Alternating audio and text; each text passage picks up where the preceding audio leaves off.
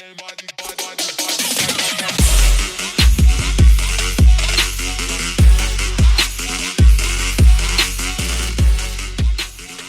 ladies and gents, I'm the Beanie 101 and I'm back with some more NHL 18 franchise mode, and we are taking the Vegas Golden Knights to the 2017 Entry Draft. We're going to pick ourselves up some prospects.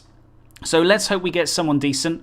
We should have a couple of decent picks. We've got real life picks, so let's get to it. So let's go to sim options and sim to use a pick. I'm not going to mess around with trades. So who do we have? Hershey went first, Patrick second, Heiskanen, Pettersson, Anderson. We are on the clock.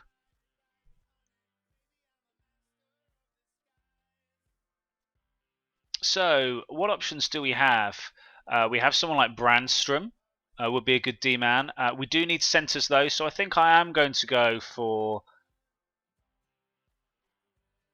Cody Glass, who was the player that the Vegas did pick up with this pick in real life as well. Flesh out our centres. Let's make that pick. He's going to be a 66 overall, so he may be ready next year, potentially. Sim to my next pick.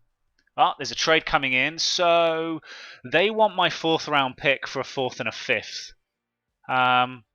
You know what? I need to build up my prospects, so they're moving up, what, just over 10 places in the draft? The chance of us getting someone in the 4th round is slim, so let's just take more picks. So, who is left? I don't know if this draft actually follows exactly the same as the real draft. So in the real draft, they picked up Suzuki, who's another centre, which might be an option. Could maybe flesh out Skinner for as a goalie prospect. Let's pick up Suzuki. Be true to life. Only a 59 overall.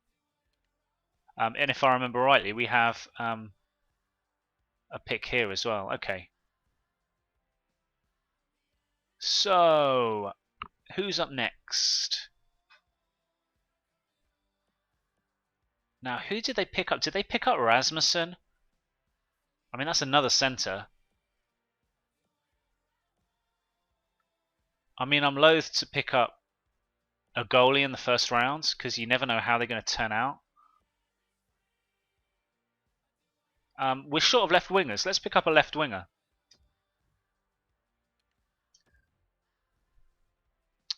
So Vesalainen is now a Golden Knight. I'm not going to go through every round of the draft. I think I'm going to do the first 2 rounds. Oh, wow. They want Boston's 5th round pick. The Flames want to trade up a lot. Like, I'm going to decline this trade because I'm not going to pick up anything in these lower rounds. I'm going to decline. I want the 5th round pick. So here we go. We now have the 3rd pick of the 2nd round. Who is left? Who is left? Oh wow, we've got Liljegren left. Now he was supposed to be a very, very high-end pick, and then did he get injured? He got ill last year in real life, so he fell in the draft massively. But I thought at one point he was potentially going to be a top 10 pick. So if he's left, I'm going to pick him. He's probably going to be good. Oh wow, he's 66 overall and low elite level potential. That's good. I mean, the low elite means that he's going to have no trade value throughout the entirety of his career, but that doesn't matter. So do we have another 2nd round pick? Yes, we do. We've got pick number 14. We've got loads of picks. This is good. So 45th overall pick. There should still be some decent players here. So we've got more centres, left wingers, DiPietro as a goalie.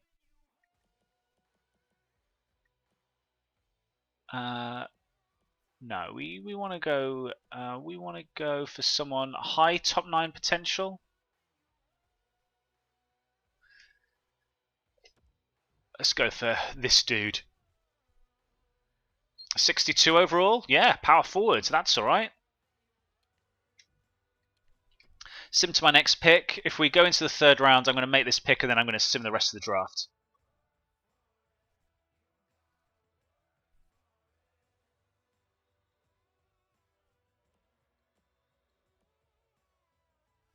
Yeah, complete and utter guesswork here.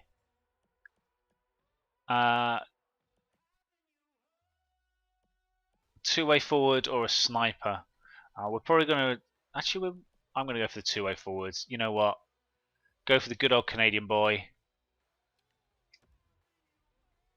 Let's do it. Zablocki, 57 overall. And then sim options. Let's sim the rest of the draft. So the entry draft is now complete. Let's see who we have. We've got Glass, Suzuki, Vesalainen, Liljegren.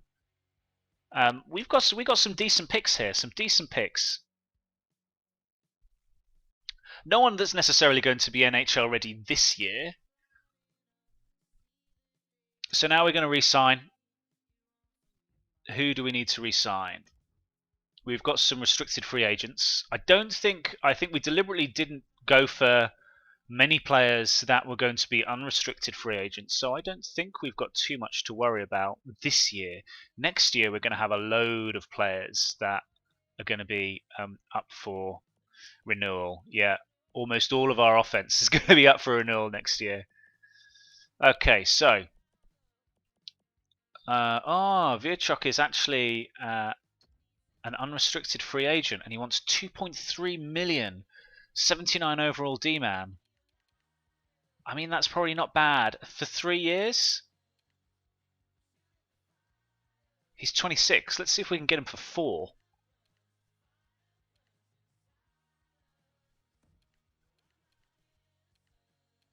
$2.35. That would be a decent enough contract for someone who's 84 overall and still has some room to grow. Alexia, let's qualify him first.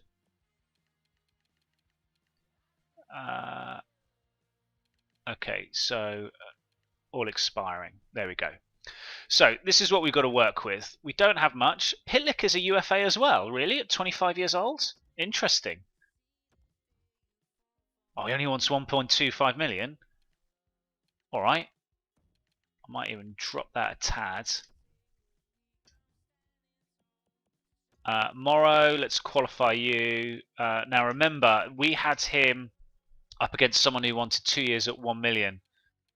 Let's see if I can get him 3 years at 1 million. That would be great for the bottom 6. Nistrazel, I'm not too fussed about. Gaunt, let's qualify you. Offer you a contract. You want 1 million for 2 years. Brilliant. Let's see if I can get you for 3.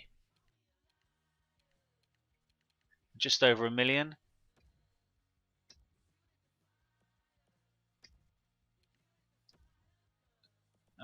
Nistrazel, may as well qualify you. It depends what you're asking for. I can't imagine you asking for much more than 1 million. 26 years old, 1 million. See if you take 950. Every little bit counts. And then offer a contract.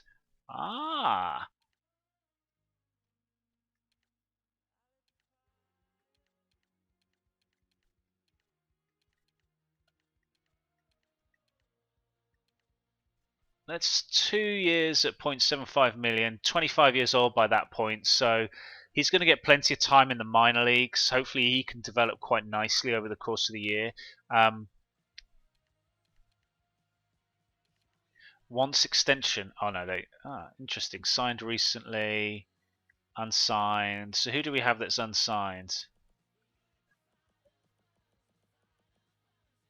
So we actually ended up picking up some decent prospects. I mean, Popoguev. I don't know whether I've pronounced that right. Seems that he's only low top 6, so maybe that's not the greatest pick. But Liljegren and Glass and Suzuki's only 17, so plenty of room to grow. Don't need to sign any of these going at the moment. So I think we're pretty much there. So what I'm going to do is I'm going to have a look at my lines, and I'm going to set my see what's in free agency first.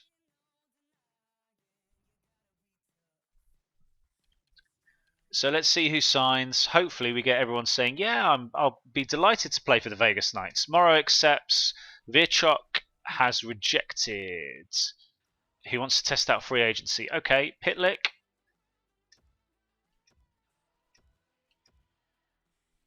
Okay, so we have a bit of work to do here. We still have problems signing these two restricted free agents. The trials and tribulations of drafting these players.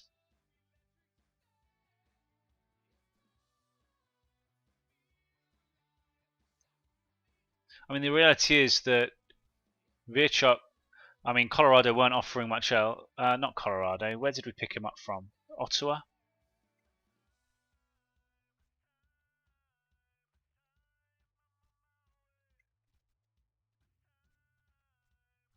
I've got loads of cap space. That's not necessarily a problem. Pitlick, I'm more inclined to just tell him to disappear. Like 25-year-old, 76 overall. Like if he wants much more than $1 million, he can do one.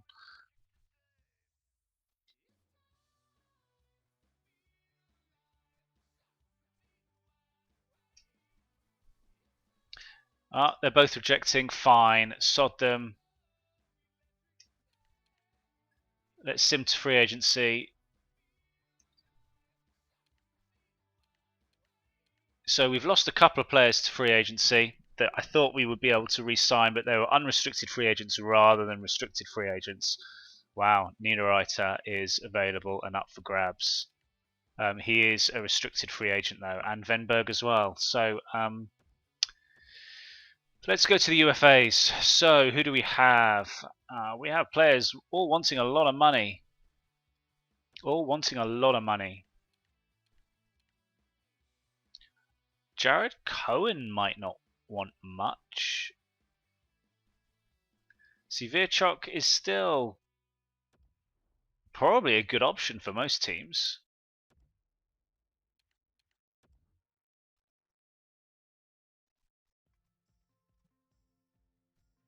Fedor Tutin, no. Mark Street, he might be an option. He can still contribute as an offensive defenseman, which, considering we got rid of Chris Weidman from our draft pool, that might be an option. How much cap space have we got? We've got 8 million. He's 39 years old though. He's probably a bit too old. Jared Cohen would be very much a reclamation project. 9th overall by the Senators and never really amounted to much. Big physical player, but got Carl Quincy. Quincy might not be a bad option. No, he's not really done. It doesn't have too many offensive attributes. Huh, maybe we could pick up Nate Schmidt, who is a player that's... You know what, I'm going to try and pick up Nate Schmidt.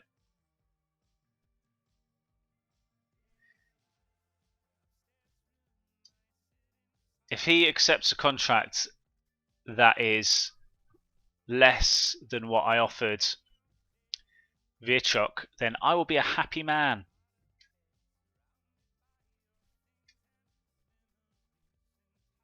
Come on, Nate. Say yes to me.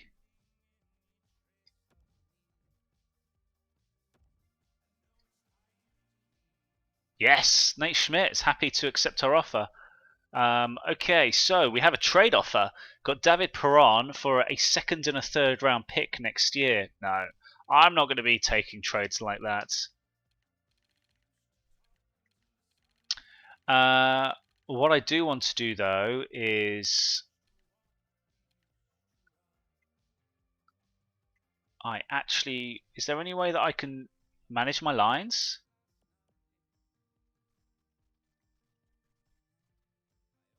Not yet, not at this point. I think that is all I want to do. Oh, hang on. There is one other thing that I want to do. There's one player that I just want to get rid of. I don't think I'm going to have any interest in getting this contract off my books at all.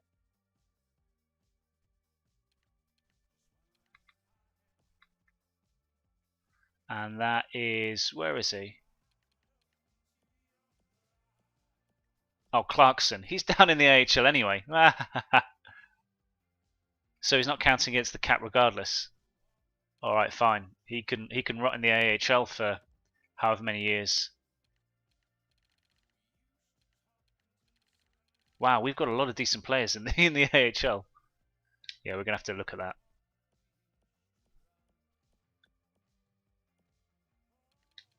So I'm actually quite happy with the way that we've panned these things out. So let's sim to next season. Edmonton Oilers want to sign Shipyov. Shipyakov? Huh.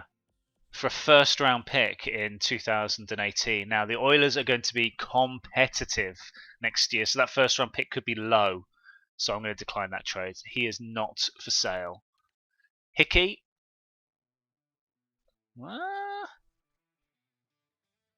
That's not bad. A second rounder from Chicago and Gregoire. No, I'm going to decline that. Hickey is going to be decent D-man for us. They want Shiprov and Hickey for a first and second rounder? That is no. Just no.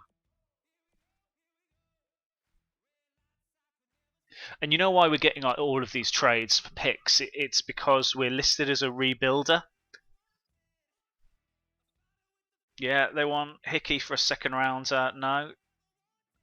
I don't think I do need to rebuild. Second rounder, no. Grabner for a second rounder. Really? Is that what these players are worth? An 80-odd overall player is worth a second rounder?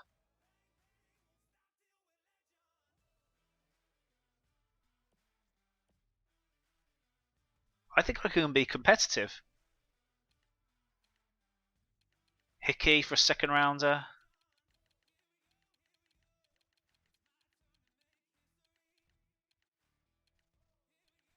Hickey for a second rounder again. Same trade. At least they had a decency of offering a player. Right, down to business. Owner goals. Want us to earn at least 86% of my 5.79 million profits. Okay. Secondary goals. Win our regular season opener. Average at least 75% concession fan happiness. We need more seats. Upgrade the club's seating by one level. Like, this is a brand new state-of-the-art arena that we're going in, and the owner says, yeah, we've built this brand new arena for you, but we need more seats. What?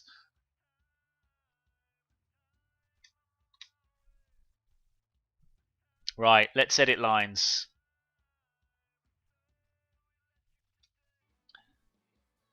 So here are my lines for the opening game of the season. We're going to have Marchessault, Shipyov, James Neal, Bodka, Carlson, and Perron. That looks like that could be quite a dynamic line. Then you've got Grabner, Sheehan, and Smith, who also look like they could be pretty decent. Maybe much more of a scoring line than I think. And then you've got McGinn, Beagle, and Grabowski on the fourth line, who, you know what, I think we can rotate lines quite nicely. And then on defense, we've got Merrill, Bogosian, McNabb, Hickey, Alexiak, and Van Riemsdyk. Probably not as good as I'd like. The top end, anyway, the top two. And then if we have a look at our AHL team, we've got Nestrazel, Bellemare, Stewart, Took, Duke, Clarkson, Gaunce, Boomer, Hike, Cadiles, and Ty Loney.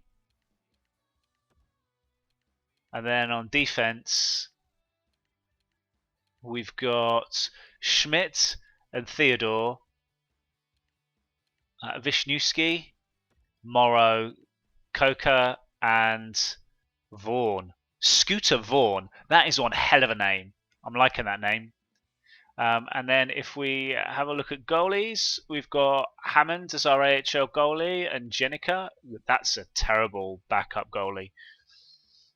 But in the NHL, we've got Fleury and Hutchinson, who should be a decent 1-2 punch. So what do you think of the way that we have gone about our team? This is the end of the draft portion of my franchise mode. Let me know what you think in the comments below. Are there any players that I missed? Any gems that turn out to be diamonds in the rough? Let me know. Let me know. But thanks ever so much for watching. I've been the Beanie 101, and I'll catch you again in the next video.